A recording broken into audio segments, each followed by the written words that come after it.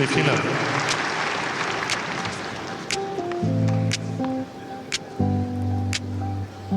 Hello everyone, welcome back to the service game.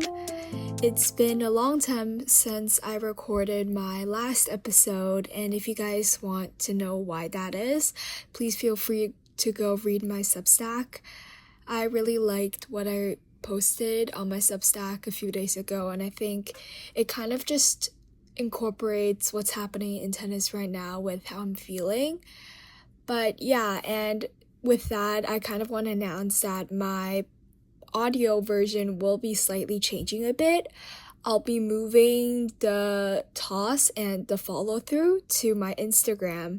So in case you guys are unfamiliar with what the toss and the follow through is, it's the beginnings and the end segment respectively. So the toss is where I talk about the news related to tennis that happened over the past week and my thoughts on it.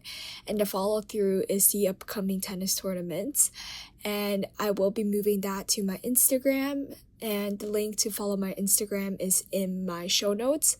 So yeah, please go give that a follow. I think there's a lot of things that happened off the court that are worth covering and mentioning. So I think in order for me to just cover them more thoroughly and give my opinions on them, the better way to do it is on my Instagram. So yeah, feel free to just go subscribe or follow me on my Instagram, and we can also just interact in the comments about the big news. And for my audio form now, I'll just be doing the hit, which is the main segment of the service game. And this will be where I recap the matches that took place, 3 on the men's singles side, 3 on the women's singles side, that I think are worth looking back on in case you guys I know people are really, really busy, including me, and sometimes it might be hard to find times to squeeze in a tennis match. So I took my time out of my day to watch these matches, and here are the matches that I really enjoyed. And I think if you guys have time, please go back and watch the full replay. And if you guys don't have the time to watch the replay, I've linked the highlights down below for you guys. Keep in mind that the highlights are definitely not the same thing as watching the match. But yeah, let's just get right into it. So this week we had the Cincinnati Open, which is the lead-up tournament leading up to the US Open, which is the final Grand Slam of the year. And on the men's side, the first match I want to talk about is the round 4 match between Flavio Caballi, who defeated Rafael Holdar with a score of 4-6, 7-6, 6-3. And I think this match really just demonstrated Caballi's mental fortitude, and despite losing the first set, I think he really fought back hard in the second set, and I think his mental fortitude definitely improved. And even outside of this tournament, I think he's actually one of the few players out there this year to actually capitalize on the absence of Sinner and Alcaraz. For example, at the French Open, he made it to the finals against Zverev. I think he's actually one of the few players. And for example, Felix Auger-Aliassime or Alex de Minaur, both of those two players, even though I think both of them have performed better compared to Caballi, not necessarily this year, but just in their entire career in general, they failed to capitalize or just take advantage of the situation where Sinner lost because of the extreme heat at the French Open, or just Novak Djokovic fading and Alcaraz pulling out of the French Open because of his elbow. But I think Caballi is actually one of those guys who actually took the chance and capitalized on it. So I do think he have a chance at the US Open. But I also want to talk about Holdar, because I think Holdar is really impressive in that he hasn't just run out of stamina. But I admit in this match, in the end, he was fatigued, but he keeps on making these deep runs. But I think one of the skills that he will need to work on in order to improve his stamina is definitely just working on his put away shots. Sometimes I feel like he struggles with putting away an easy shot, or just also his serve. I think his return game is incredibly advanced and he has a really sophisticated return game, but if he can level up his serve, I think it will just help him tremendously into holding his service games. Okay, the second match I want to talk about is Taylor Fritz against Brandon Nakashima, which Nakashima won with a score of 7-6, 4-6, 6-3. And this was a rematch which they played in Washington about 3 weeks ago, with Fritz coming out on top in 3 sets. I think there were a lot of points in this match which I really enjoyed. For example, the first set tiebreak point at 4-4, it was an extremely long rally. There were a lot of just, I think, pretty interesting and pretty long rallies in this match. And I think both of the first 2 sets did feature unfortunate mistakes that caused the players to lose the set. For example, Fritz hit a really a long backhand approach, an easy put away shot long, which caused him to lose the first set. And I think the deciding set actually just saw Fritz kind of fade away. I think throughout this match, Fritz's serve was at a high level and he didn't really face a break point up until the 3rd set. But I do want to give credit to Nakashima as well for capitalizing and for just getting that opportunity and winning. And I think just in general, Nakashima had an incredible summer. He was 2-20 against top 10 players before the summer. Now he's actually won 4 matches and he has a record of 4-2 against top 10 players this summer. And I think he's definitely one of the players everyone should watch out for in New York. However, I do believe that the pressure might get to him just because as a home player playing at the US Open with the atmosphere of New York, just the rowdy crowd supporting, I think there could be pressure, and I don't necessarily think he's faced this much pressure before, so I am intrigued about how he will perform in New York. The third match I want to talk about is Tommy Paul against Alexander Zverev, with Paul defeating Zverev with a score of 4-6, 7-6, and 6-4.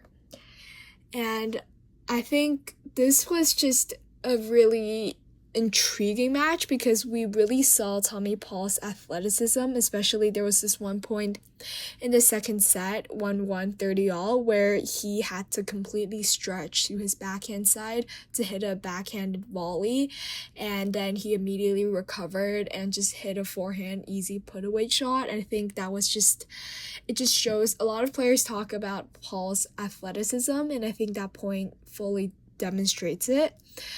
And Zverev, however, I felt that he kind of just went back to his old self prior to winning that Roland Garros title.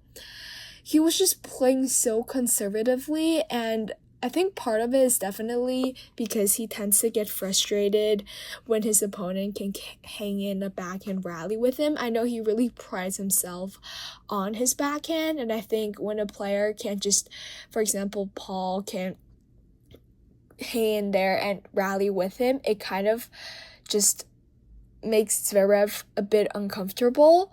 And Zverev, I think, was just afraid of missing the ball and making mistakes. He just kept on hitting the ball so soft to a point where you kind of just feel like he's waiting for the other player to make a mistake. And Paul is a player who is really stable and doesn't make a lot of mistakes. So I think that was a big point for this match. And then I just want to briefly cover the final. I don't think it's worth watching. There were just so many errors, but we did see Arthur Ashe defeat Frances Tiafoe with a score of 6-3 and 1-6, 6-0. And I'm extremely happy for Ashe because he played against Hodar in Canada in the semifinals, I believe. And I think that was kind of discouraging for him because I felt that he truly was outplayed in that match. but I think Fee's just getting this title, especially with the news of Sinner pulling out and Akraz with being such an unknown. I do think this will get him some confidence going into the US Open. Okay, we'll take a break and we'll come back with the women's side.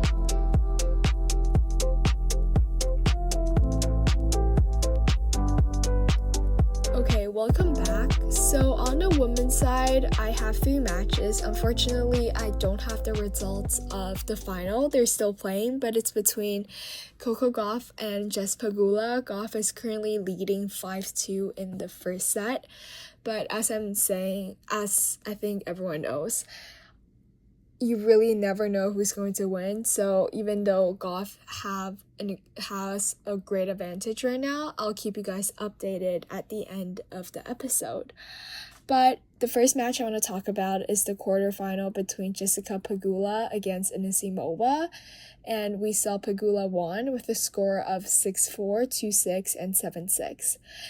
I think it was an efficient first set from Pegula, and there was this Anisimova backhand in the second set in Pegula's service game. I believe it was the first Pegula service game.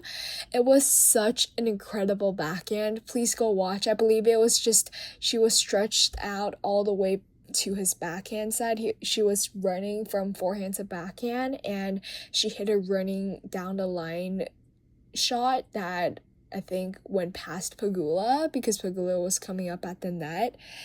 And I do think it's really interesting because it's not a head-to-head that I think is expected, but Pegula has a 6-0 head-to-head against Anisimova, and I think maybe part of that has to do with how Anisimova's mental game is. I think she tends to get kind of frustrated when a player can hang in there with her and just play a tennis that's really stable, whereas Anisimova, I think, chases more of that easy put-away shot. But Pegula did have an injury scare in the second set, and I was kind of worried about how the third set is going to look. But yeah, I think the deciding set was an incredible set. Anisimova broke when she needed to. She was down 4-5, and eventually she forced a tiebreak. There were some incredible points in the tiebreak. If anything, please go watch the tiebreak. So there were just like back and forth momentum. They both peaked during the tiebreak up to 3-3. I think this match just featured both of these players playing great at different times, and then the tiebreak is when they sort of got together, and I was like, oh my god, it's going to be an incredible tiebreak. And then all of a sudden Anisimova just hit 4 unforced errors in a row, causing her to lose this match. So I think that must be devastating for her.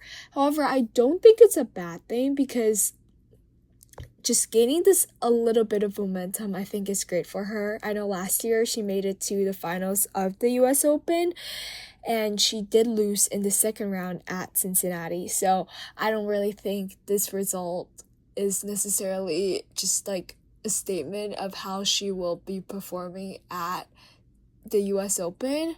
But yeah, okay. And then I want to talk about the quarterfinal between Sarah Balick, who defeated Madison Keys with a score of 3-6, 6-4, and 7-6. So Balick, I talked about her in my first few episodes of this year, but she won her first 500 level title this year at Dubai. I think she's only 5'2", so she has an extremely small stature for tennis, but she just plays some incredible defense, and especially against big power hitters like Sabalenka and Madison Keys. She beat Sabalenka in 2 straight sets. I think so before playing against Keys, and I do think part of that was definitely Sabalenka, but I still want to give credit to Balick for following that win up and beating a Grand Slam winner again, Keys. And I think in the first set, Balick was caught off guard. I do think sometimes I would argue that Madison Keys' power comes more natural than Sabalenka. I know they're both known for their powerful hitting, but I would kind of categorize Sabalenka not just as solely a power hitter. I think some of her like strengths also comes from her variety, which she did a great job in the past few years, kind of incorporating them into her game. But also I think players like Keys and Claire Towson, they just have this effortless power, and I think Beylik was caught off guard at the beginning. Keys, however, broke early in the second, and Beylik again broke when she needed in the second set. And I do want to mention Beylik had this incredible point to break in the deciding set, and I think one of the stats that was really interesting is, despite being having a small stature as a tennis player, she served more aces than Keys in this entire match, which is really surprising. And I know she lost to Goff in the semifinal, and I think that was kind of expected just because Goff sort of is a more seasoned and more experienced version of Sarah Beylik. Beylik is known for her defensive skills, so is Goff, and I just think kind of Beylik got beaten by her own game. But yes, okay. And then I want to talk about our final match, which is the semifinal between Pegula and Swiatek, with Pegula winning 7-5, 4-6, 6-4. This was a 3-hour-long match, and I actually really enjoyed this match. I think it just showed Pegula's fighting spirit, and I do think for both these players, obviously for Pegula, she's taking the win with her, and for Swiatek, I really don't think it's a bad thing. I think losing in the semifinals gives her more time to prepare for the US Open, and she hasn't played since Wimbledon prior to Canada, but Canada's the tournament before Cincinnati, and she beat Rybakina in the final at Canada in Toronto, and now in Cincinnati she's making it to the semifinal. So I do think these 2 consecutive deep runs will give her confidence despite not playing a lot of tournaments leading up to the US Open. And I think more just about the match, both of these players played pretty consistent, I'd say. I think especially for Pegula, I talked about Pegula against Anisimova, but Pegula is just really stubborn, and I think that's what makes her so consistent on the tour. She never gives up, even when she has an injury scare. And Pegula broke at the start of the first set, but then Iga Swiatek broke back. And I think the first set just was really interesting because Iga missed a really easy put-away shot, and that's what cost her the first set. But I think this match was pretty even overall, and I do believe that Swiatek do have to work on her first serve. She only has a 60% win on her first serve, which is not that low. However, I do think she did just when you watch this match, you can see that she faced more pressure on her serve compared to Pegula. But yeah, okay, that's all for today's episode. I really hope you guys enjoyed. Please follow, subscribe wherever you're listening, and please let me know what you guys think about the Substack I posted the other day. And I'm going to write my show notes in a different way, so please read the show notes for this week's audio episode as well. But yeah, I'll see you guys next week. And I also want to make an announcement that next week I will be posting the Instagram for the toss and the follows through, so please go follow me on my Instagram and go follow me on my Substack. I'd love to talk to you guys, so yeah, please feel free to DM me, comment down below, and I'll see you guys next week. Let the serves continue. Bye.